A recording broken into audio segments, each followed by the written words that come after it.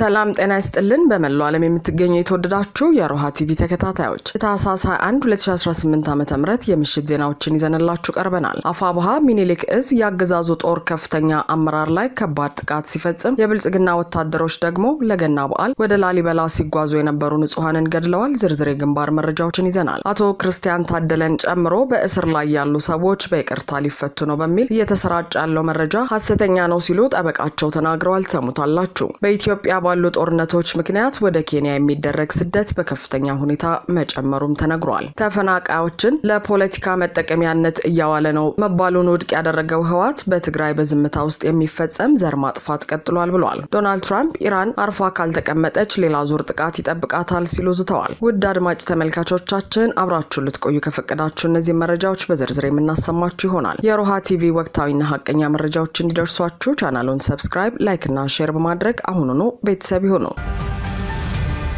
አፋብሃ ሚኒሊክ እዝ ያገዛዙ ጦር ከፍተኛ አመራር ላይ ከባድ ጥቃት ሲፈጽም የብልጽግና ወታደሮች ደግሞ ለገና በዓል ወደ ላሊበላ ሲጓዙ የነበሩ ንጹሃንን ገደሉ። የአፋብሃ ምስራቅ አማራ ቀጠና ሚኒሊክ እዝ የደጋው መብረቅ ኮር ጽናት ክፍለ ጦር የዙፋን ጠባቂውን ከፍተኛ አመራር ከናጃቢዎቹ ፓትሮል ላይ ባለበት ጥቃት በመፈጸምና ያጀበውን ዙ 23 በማቃጠል ታላቅ ጀብድ ፈጽመው ታላቅ ድል ተጎናጽፈዋል። የአውደ ውጊያ ሜዳውን ከግሸን መገንጠያ እስከ ተራራዎች በዘረጋው በረሃ ላይ ከፍተኛ አመራሩ ዙ 23ቱና የፓትሮላ ሹፌር እንዲሁም በርካታ የመከላከያ አባላት ተደምስሰዋል። ታህሳስ 20 2018 ዓ.ም ፓትሮል ላይ የነበረ ከፍተኛ አመራር ሲቆስል የፓትሮላ ሹፌር ተደምስሷል። ሰባት የመከላከያ ሰራዊቶች እሁድ ሲሸኙ 9 ከባድ ቁስለኛ ሆነው ሌሎች 3ቱ መካከለኛ ቁስለኛ ተደርገዋል። አንድ ዙ 23 ሙሉ በሙሉ በድሽቃ ተመቶ ተቃጥሏል። አመሻሽ ላይ በተደረገ አውደ ውጊያ የአካልና ቁስ እንዲሁም የሞራል ኪሳራን ያስተናገደው በህይወት የተረፈው የብርሃኑ ጁላ ሰራዊት ነፍሱን አትርፎ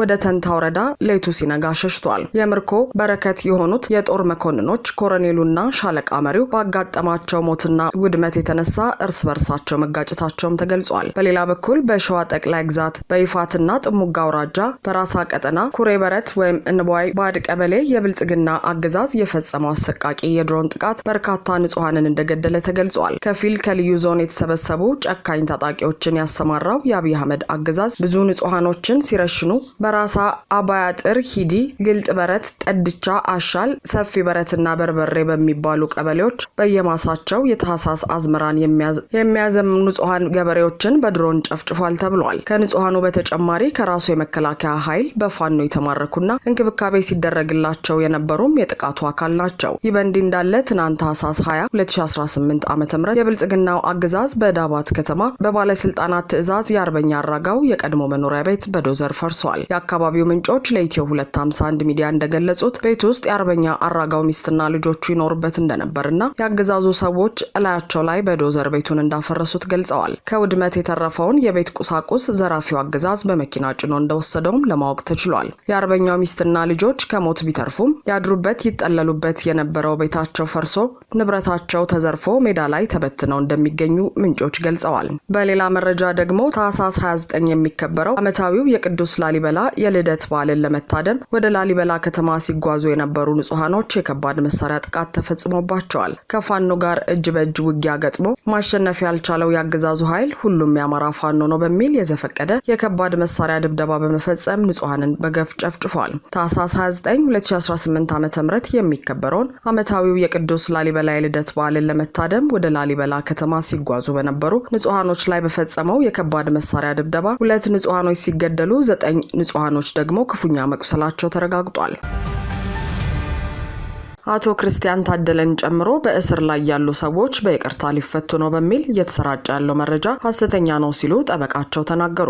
በአማራ ሕዝብ ላይ የታወጀውን ጭፍጨፋ ተከትሎ ድምጽ ሆናቸዋል፣ በሕዝባችሁ ላይ የሚደርሰውን በደል ተቃውሟቸዋል የተባሉ ፖለቲከኞችና የማህበረሰብ አንቂዎችን ጨምሮ ጋዜጠኞች እንዲሁም ሌሎች የአማራ ተወላጆች በአገዛዙ በግፍ መታሰራቸው ይታወቃል። ታዲያ ከዚህ ጋር በተያያዘ በእስር ላይ የሚገኙት የግፍ እስረኞች ከእስር ሊፈቱ ነው መባሉን የነ አቶ ክርስቲያን ታደለ ጠበቃ ሰለሞን ገዛኸኝ ሐሰተኛ ነው ሲሉ ለአዲስ ማለዳ በሰጡት ቃል ውድቅ አድርገውታል። እየተሰራጨ በሚገኘው መረጃ ይፈታሉ ከተባሉት መካከል የህዝብ ተወካዮች ምክር ቤት አባሉ አቶ ክርስቲያን ታደለ የሚገኙበት ሲሆን ከመጪው ገና በዓል በፊት ከእስር እንደሚፈቱ እንደሚጠበቅም እኚህ በማህበራዊ መገናኛ ዘዴዎች እየተሰራጩ የሚገኙ መረጃዎች ይጠቁማሉ። ሆኖም አቶ ሰለሞን ይህ መረጃ ሐሰት ነው ሲሉ ውድቅ አድርገውታል። ከዚህ ቀደም በ2014 የገና በዓል እንደ እስክንድር ነጋ፣ ጀዋር መሐመድ፣ ስብሃት ነጋ ያሉትን ጨምሮ ሌሎችም ፖለቲከኞች በተመሳሳይ በበዓሉ ዕለት እንደተለቀቁ ይታወሳል። ጠበቃ ሰለሞን ሐሰተኛ ናቸው ባሏቸው መረጃዎች በመጀመሪያ ዙር ከእስር ይፈታሉ ተብሎ ከሚጠበቁት መካከል አቶ ዮሐንስ ቧያሌው፣ ጋዜጠኛ ዳዊት በጋሻው፣ አቶ ክርስቲያን ታደለ፣ ረዳት ፕሮፌሰር ሲሳይ አውግቸው፣ ዶክተር ቴዎድሮስ ኃይለማርያም፣ ዶክተር ወንዶሰን አሰፋ፣ መምህርት መስከረም አበራ፣ ዶክተር ጫኔ ከበደና ዶክተር ካሳ ተሻገር እንደሚገኙበት ተመላክቷል። በሌላ በኩል የፌዴራል ጠቅላይ ፍርድ ቤት በእነ ዮሐንስ ቧያሌው መዝገብ በክርስቲያን ታደለ ላይ ከመጋረጃ ጀርባ የቀረበውን ምስክር ተከትሎ በአቃቤ ሕግ ባቀረበው ሰነድ ላይ አስተያየት ለመስጠት ለጥር 8 ተለዋጭ ቀጠሮ መስጠቱ ይታወቃል።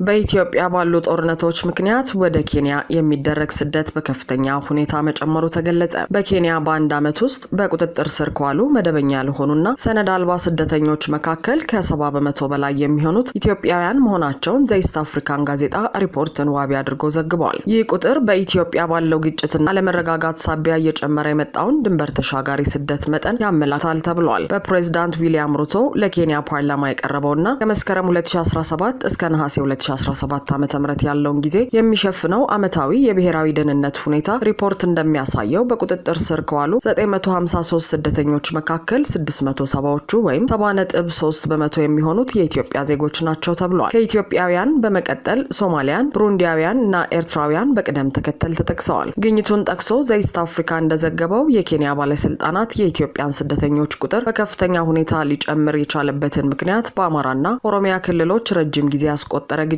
እንዲሁም በትግራይ ክልል ከቀጠለው የፖለቲካ ውጥረት ጋር አያይዘውታል። ሪፖርቱ አክሎም በትግራይ እየጨመረ የመጣው የፖለቲካ ውጥረትና የፕሪቶሪያው የሰላም ስምምነት አፈጻጸም መዘግየት ዳግም ግጭት ሊቀሰቅስ ይችላል የሚል ስጋት በመፍጠሩ ሰዎችን ወደ ስደት እየገፋፋ ይገኛል ብለዋል። በተጨማሪም ፕሬዝዳንት ሩቶ የኬንያ የተሻለ ማህበራዊና ኢኮኖሚያዊ ሁኔታ ስደተኞች ለተሻለ የትምህርት የኢኮኖሚና ማህበራዊ እድሎች ፍለጋ ወደ አገሪቱ እንዲሳቡ እያደረገ ነው ሲሉ ተናግረዋል። ኬንያ ከምስራቅና መካከለኛው አፍሪካና ከአፍሪካ ቀንድ ለሚነሱ መደበኛና መደበኛ ላልሆኑ ስደተኞች ዋና የመሸጋገሪያ ማዕከል መሆኗንም ሪፖርቱ ገልጿል። አዲስ ስታንዳርድ እንደዘገበው እነዚህ ሁኔታዎች ደግሞ እንደ የጦር መሳሪያና አደንዛዥ እጽ ዝውውር፣ ህገወጥ ስደትና የታጠቁ ቡድኖች በተለይም የኦሮሞ ነጻነት ሰራዊት ሰርጎ መግባትን ጨምሮ ድንበር ተሻጋሪ ስጋቶችን እንደሚፈጥር ሪፖርቱ አስጠንቅቋል።